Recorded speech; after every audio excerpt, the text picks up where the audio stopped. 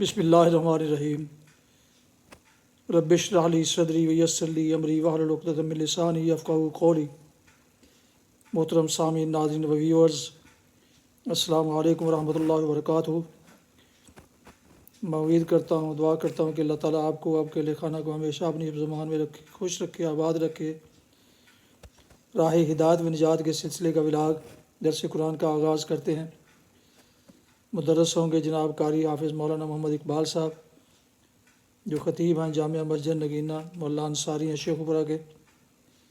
ये रूहानी और कुरानी सिलसिले का विलाग जो सरासर बाइस खैर, बाइस बरकत और बाइस सवाब है, राह हिदायत भी। ये रोज़ाना की बुनियाद पर मैं अपने यूट्यूब चैनल बशीर रशीदी से पेश करता हूँ, अल्लाह ताला की रज़ा के लिए और मेरी और आपकी तालीम के लिए। अल्लाह ताला हमें इस पर अमल पैरा होने की, इसको समझने और अमल पैरा होने की तौफीक अता फरमाए, आमीन। शुरू करते हैं दर्स कुरान।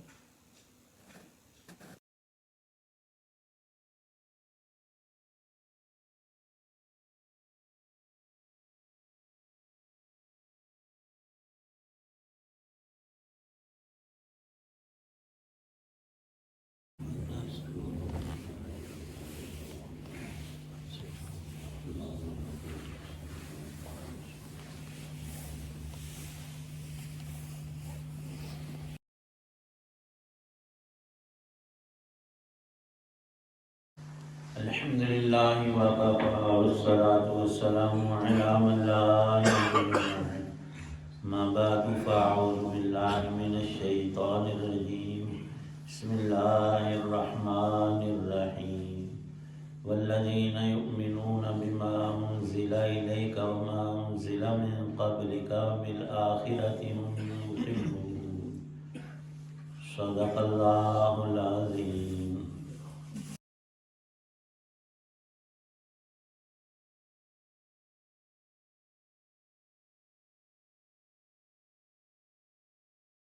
और जो लोग इस वही पर ईमान लाते हैं जो आप पर उतारी गई और उस पर भी जो आपसे पहले उतारी गई और आखिरत पर वो मुकम्मल यकीन रखते हैं।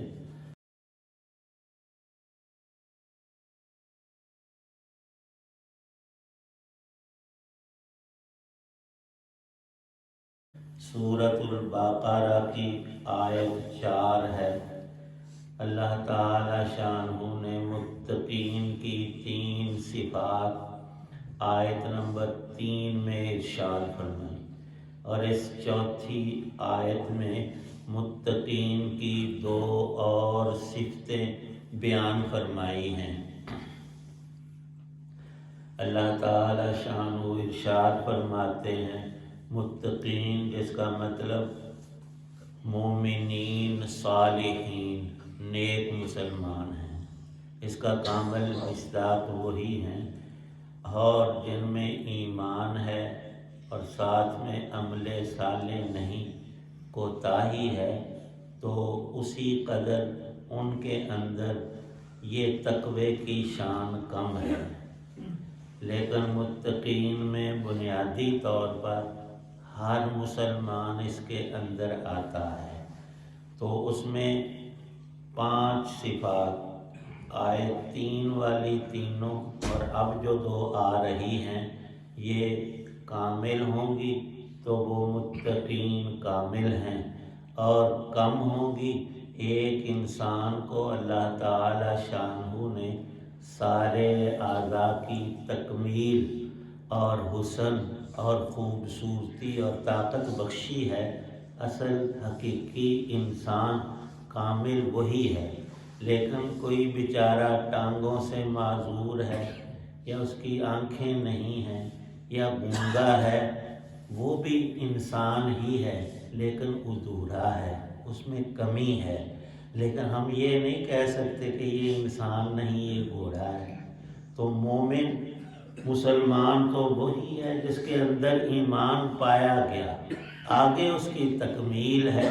उसके लिए पहली बात इरशाद फरमाया कि अल्लज़ीना युमिनूना बिल गैब, وہ حقائق جو پس پردہ ہیں، جن کو آنکھیں اور ہمارے حواس خمسہ ظاہرہ اور باطنہ نہیں پا سکتے، لیکن اللہ کی شہنشاہی اور اس کا ملک اور ملکوت وہ بے انتہا ہے۔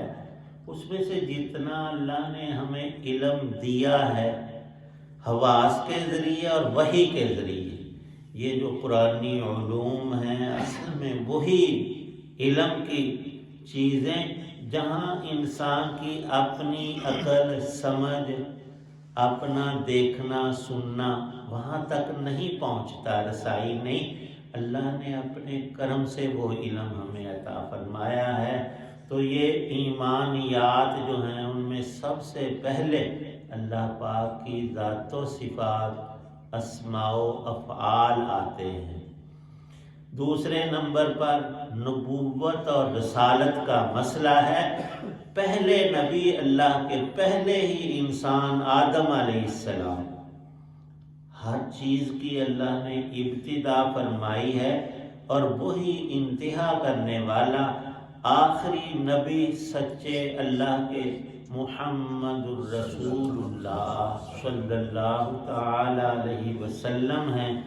اگلا مسئلہ یوم الآخرہ، جتنا یہ جہان یقینی ہے، یہ عالم جس کے اندر ہم موجود ہیں، اس سے زیادہ یقینی وہ آخرت ہے، اگلا جہان ہے، اس کے اور ہمارے درمیان ایک پردہ ہے۔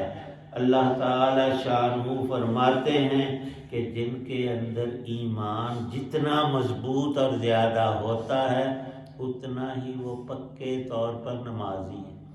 نماز کے چھوڑنے کا تصور مسلمان ہو کر نبی پاک صلی اللہ علیہ وسلم کے زمانے میں کسی منافق کو بھی جرت نہیں ہوتی تھی، جو صرف زبانی دعویٰ کرتے تھے ہم مسلمان ہیں، اندر سے سازشیں یہودیوں مشرکین کے ساتھ ملے ہوئے تھے۔ اب انہوں نے کہا کہ اب مسلمان، اب ان کو نماز پڑھنی پڑتی تھی۔ رئیس المنافقین جو مدینے میں تھا اس نے کبھی نماز نہیں چھوڑی، بلکہ اتنا اہتمام وہ بھی کرتا تھا، کوشش کرتا تھا نبی پاک صلی اللہ علیہ وسلم کے پیچھے میں نماز پڑھوں تاکہ مجھے کوئی یہ نہ کہے کہ تو مسلمان نہیں۔ تو پہلا مسئلہ جو ایمانیات کے بعد اعمال میں آتا ہے وہ درجہ نماز ہی کا ہے، اور نماز کی یہ خوبی اور کمال ہے، اللہ پاک اس مسلمان کے اعمال صالحہ کا وزن اور ان کی قیمت اور ان کی قدر بڑھا دیتے ہیں جو نمازی ہیں۔ اگر نماز بندہ نہیں پڑھتا، دوسرے نیک عمل کرتا ہے تو اللہ پاک وہاں انعامی ثواب نہیں دیتے، جو نیکی کی اتنا تو مل جائے گا، لیکن 10 گنا 70 گنا 100 اور 700 اور لاکھوں اور کروڑوں گنا ایک نیکی کا ثواب اور اجر بنتا ہے۔ اور سب سے زیادہ اللہ کے پیغمبر اور نبی جو ہوتے ہیں رسول، ان کی نیکی کا وزن ہوتا ہے۔ لکھا ہے عقائد کی کتابوں میں، رسول پاک صلی اللہ علیہ وسلم معراج پر 12 ہجری کو تشریف لے گئے، 12 نبوی میں 2 سال مکے میں نمازیں فرض رہی اور 10 سال آپ نے مدینے میں پڑھی، آپ کی نمازیں بنتی ہیں 12 سال، یہ ہوئی گنتی۔ لیکن وزن میں اب ایک مسلمان ہے، اس کے ماں باپ بھی نمازی تھے، انہوں نے اپنے بچے اور بچی کو نماز میں شروع سے لگا دیا، 7 سال سے 5 سال سے، اب اس کی ایج ہے 70 سال، اس نے تو 60 سال سے زیادہ نمازیں پڑھی۔ وہ کہے کہ میری نمازیں گنتی میں زیادہ ہیں، نبی پاک صلی اللہ علیہ وسلم نے 12 سال پڑھی، میں نے 60 سال سے زیادہ۔ تو مسئلہ یہ لکھا ہے، جو اخلاص اور جو ایمان کی کیفیات حضرت رسول پاک صلی اللہ علیہ وسلم کو اللہ نے بخشی تھی، عطا فرمائی تھی، اگر تولا جائے، آپ کا ایک سجدہ ایک ترازو میں رکھے اور ساری امت کے سارے نیک سب نمازیں، تو آپ والا پلڑا بھاری ہوگا۔ اس لیے یہ بات سمجھ آئی کہ ہمیں یہ چاہیے کہ اسی طرح کوشش کریں اخلاص کے ساتھ صرف اللہ کی رضا کے لیے، اپنے فائدے کے لیے، دوزخ کے عذاب سے بچنے، جنت پانے کے لیے ہم پکے نمازی رہیں، لیکن اپنی مرضی کی نماز نہیں پڑھنی۔ جو نبی پاک صلی اللہ علیہ وسلم نے ارشاد فرمایا 3 وقتوں میں نماز منع ہے، جب سورج نکل رہا ہو، جب سر کے برابر استوا کے اور نصف النہار پر ہو، آدھا دن گزر گیا، آدھا باقی عین آدھا، تو اس وقت، اور جب سورج غروب ہو رہا ہو، ان 3 وقتوں میں نماز نہ پڑھو۔ آپ نے منع فرمایا، اللہ کا حکم ہے۔ اب کوئی مسلمان جان بوجھ کر پڑھے گا، نماز پڑھنا تو ثواب کا کام ہے، لیکن سنت سے ہٹ گیا، حکم کے خلاف ہو گیا، اب ثواب تو کجا اسے سزا ملے، اس کے لیے عذاب ہے۔ وہ رب رسول کا حکم اپنی منشا کے مطابق چل رہا ہے، اسے نہیں پورا کر رہا۔ تو دوسری بات اللہ نے یہ صفت مومنین کی ارشاد متقین کی فرمائی کہ وہ نماز قائم کرتے ہیں، صرف ٹالتے نہیں، پڑھ لی فرض نہیں رکھتے پڑھ کر وہ بھی آگے پیچھے، کبھی قضا کبھی، ایسے نہیں۔ یقیمون الصلاۃ ومما رزقناہم ينفقون۔ یہ اللہ کا کتنا بڑا کرم ہے کہ میں نے تجھے مال و دولت دیا ہے، تیرے اکیلے کا نہیں، فقیروں مسکینوں کا اس میں حق رکھا ہے، تو تجھے اگر زکوٰۃ کے بقدر نصاب کے تیرے پاس مال ہے تو سال میں صرف ایک دفعہ اس بچے ہوئے چند قسم کے مال ہیں، سب پر نہیں ہے زکوٰۃ، وہ چھوٹا سا ایک حصہ، لوگ سمجھتے ہیں پتہ نہیں کروڑوں اربوں دینا پڑے گا، نہیں، زکوٰۃ صرف 2.5% بچے ہوئے 4 چیزوں، سونا چاندی، مال تجارت اور کرنسی پر ہے، بس باقی چیزوں پر نہیں زکوٰۃ۔ تو اللہ پاک فرماتے مما، من کچھ تھوڑا سا، من کا مطلب یہ ہے ہم نے انہیں رزق عطا کیا، اور رزق عام ہے، حلال مال اللہ کی بہت بڑی نعمت۔ یہاں تک لکھا ہے کہ 1 روپیہ بھی فضول خرچ نہ کرو، بری جگہ پر خرچ نہ کرو، گر گیا ہے تو پکڑ کر اکڑ نہ دکھاؤ۔ اب 10 کے نوٹ کی بھی کوئی حیثیت نہیں، لیکن ایک اللہ والے تھے اس وقت، وہ چھوٹا پیسہ بھی تھا، 100 پیسے کا 1 روپیہ بنتا تھا، ان کا 1 پیسہ گر گیا، وہ ڈھونڈنے لگے اور پکڑ کر جیب میں رکھا۔ ساتھی نے کہا جی حضرت جی 1 پیسے کا ہونا کی، انہوں نے فرمایا یہ بات نہیں ہے، جو رزق حلال ہے وہ ہمارے ہاتھ پاؤں کی طرح ضروری ہے، بغیر کھائے پیے اور دنیا کی چیزیں، لباس ہے، گھر ہے، بستر ہے، اس کے بغیر انسان زندہ کیسے رہ سکتا ہے؟ یہ اسباب اللہ ہی نے پیدا کیے ہیں، اور فرمایا کہ یہ اللہ کی نعمت کی قدر ہے۔ تم کھانا کھا رہے ہو، چمچ میں سے 1 چاول گر گیا، آپ کے ہاتھ سے تھوڑا سی کوئی کھانے کی چیز گر گئی، پہلا مسئلہ یہ کہ دسترخوان بچھا کر صاف ستھرا کہ کوئی چیز گرے تو اس کو پکڑ کر کھا لو، اور اگر منہ سے گرے پھر منع کیا، کیوں؟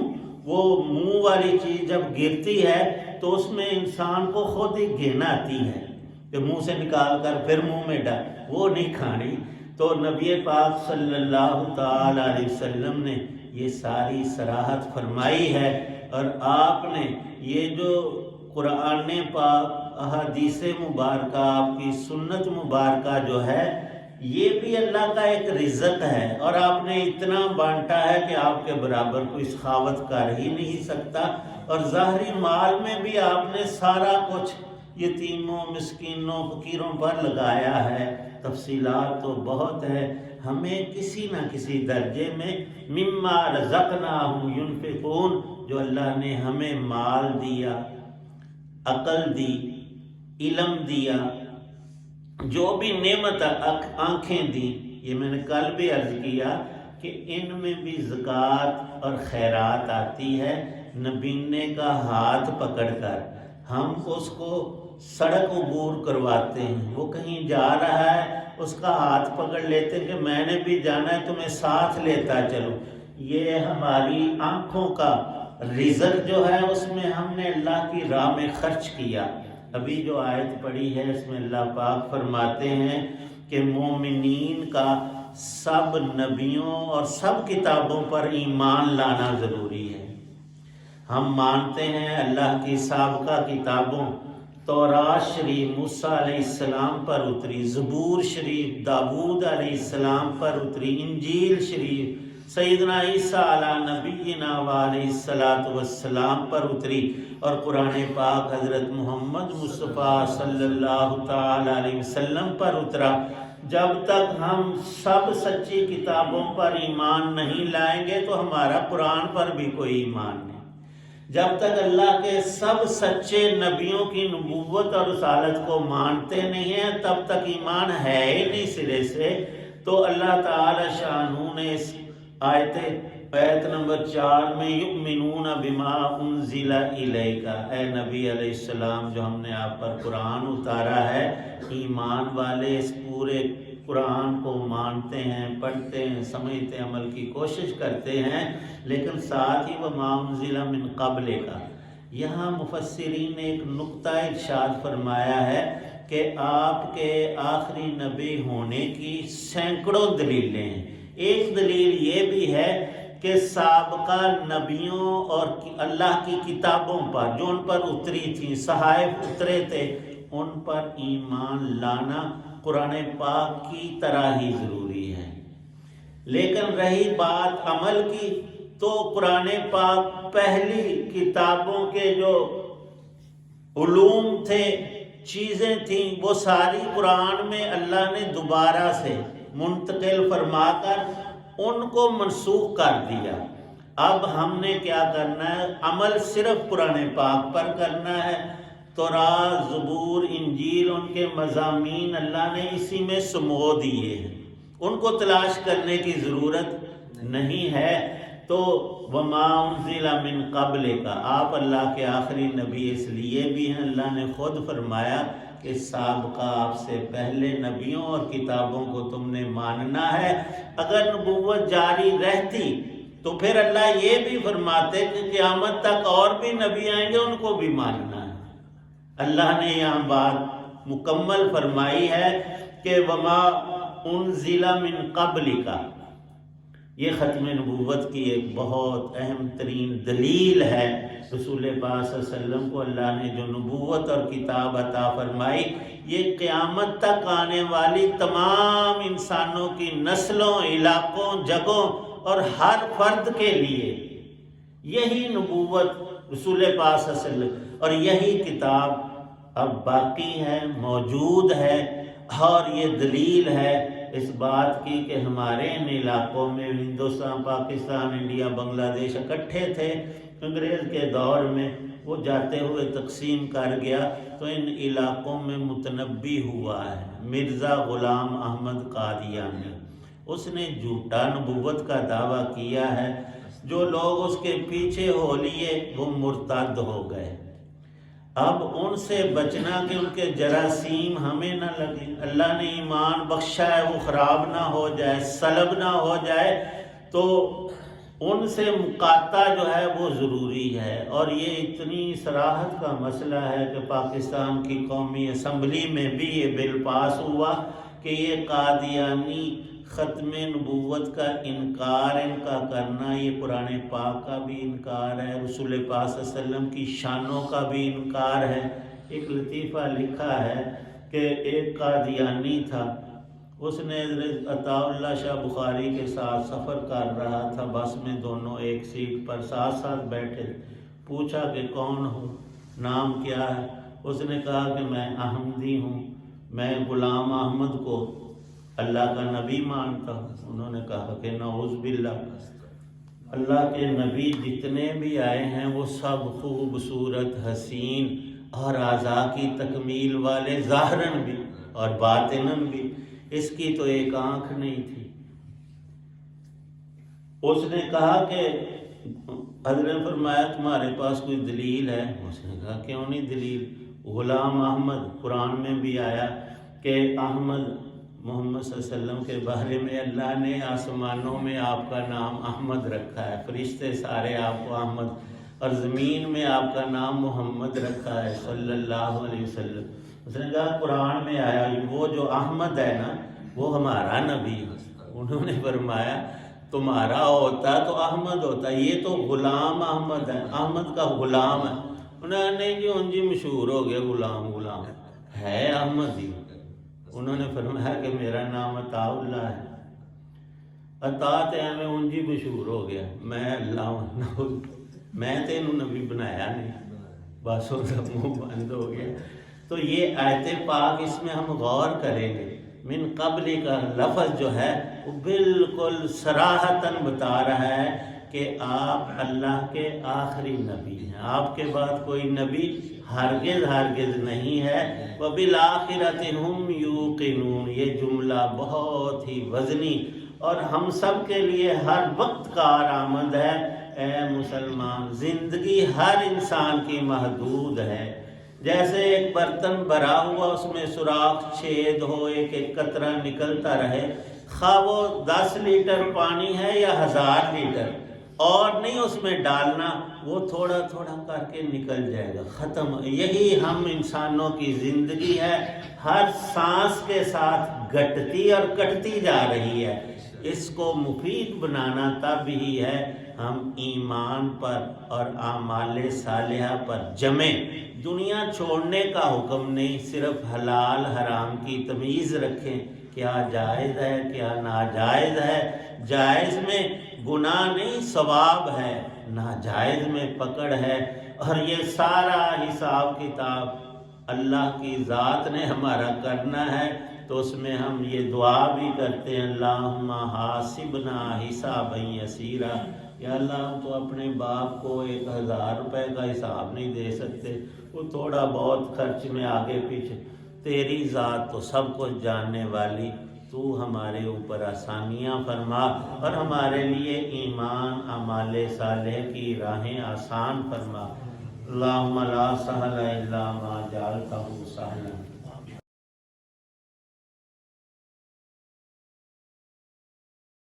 الحمدللہ رب العالمین والصلاة والسلام علی رسولہ النبی الکریم، اللہم صلی علی سیدنا محمد وعلی قدر حسنہ و جمالہ۔ یا اللہ پاک سب بیماروں کو تندرستی عطا، ہم سب کی دینی دنیاوی پریشانیوں کو دور فرما، ہر نوع کی آسانیاں، راحتیں، خوشیاں، نعمتیں عطا، بدحالیوں کو خوشحالیوں میں مبدل فرما، سب مسلمانوں کو دین کی سمجھ عمل کی توفیق عنایت، جو مظلوم ہیں غزہ، فلسطین، کشمیر، دیگر جگہوں میں مسلمان، یا اللہ اپنی قدرت سے ان کو ظلم سے نجات عطا فرما، ان کے لیے مخلص پیدا فرما، یا اللہ ان کے مددگاروں کو غلبہ عطا فرما، ظالموں کو یا اللہ ظلم سے بچنے کی توفیق ہدایت عطا فرما، ان کے مقدر میں ہدایت نہیں تو خود ان سے نمٹ لے، ظالموں کے ظلم سے حفاظت فرما، جتنے بھی اہل ایمان دنیا سے چلے گئے سب کی بخشش، ہم زندہ ہیں ایمان کامل اور عمل صالح پر زندگی نصیب فرما۔ اتنے حضرات دعا میں موجود ہیں، سب کی نیک دعاؤں کو اے باری تعالی شانوں قبول فرما۔ صلی اللہ تعالی علی خیر خلقہ محمد وعلی آلہ وصحبہ واہل بیتہ اجمعین، آمین برحمتہ۔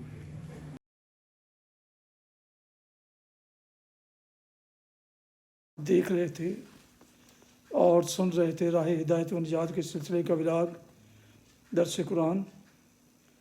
آج کے درس میں سورہ البقرہ کی آیت مبارکہ 4 کی تلاوت، ترجمہ اور تفسیر بیان کی گئی، اور مدرس تھے جناب مولانا محمد اقبال صاحب۔ یہ روحانی اور قرآنی ولاگ جو سراسر باعث خیر، باعث برکت اور باعث نور، باعث ہدایت ہے، باعث ثواب ہے، میں نے اپنے یوٹیوب چینل بشیر رشیدی سے پیش کیا اللہ تعالیٰ کی رضا کے لیے۔ اللہ تعالیٰ میری کاوش قبول فرمائے، آمین۔ اللہ تعالیٰ آپ کا حامی و ناصر ہو، اللہ تعالیٰ آپ کو، آپ کے اہل خانہ کو ہمیشہ اپنے زمان میں رکھے، آمین۔ اپنی دعاؤں میں پاک وطن، والدین، ابا و اجداد، اعزاء و اقارب کے علاوہ اس ناچیز کو بھی شامل فرمائیں تو انتہائی شکر گزار ہوں گا۔ آج کا ولاگ اس دعا کے ساتھ ختم کرتے ہیں کہ آپ کے اہل خانہ بچے جہاں بھی رہیں خوش رہیں، آباد رہیں، شاد باد رہیں، آمین۔ السلام علیکم ورحمۃ اللہ وبرکاتہ۔ پاکستان زندہ باد۔ اللہ حافظ۔